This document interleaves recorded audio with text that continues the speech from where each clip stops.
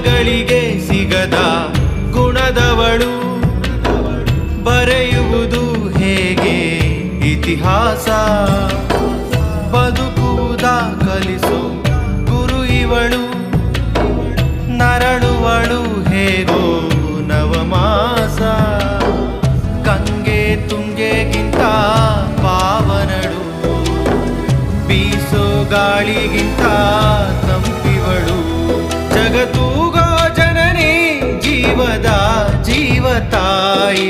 ಬ್ರಹ್ಮ ವಿಷ್ಣು ಶಿವ ಎದೆ ಹಾಲು ಕುಡಿದರೋ, ಅಮ್ಮ ನೀನೇ ದೈವ ಅಂತ ಕಾಲು ಮುಗಿದರೋ.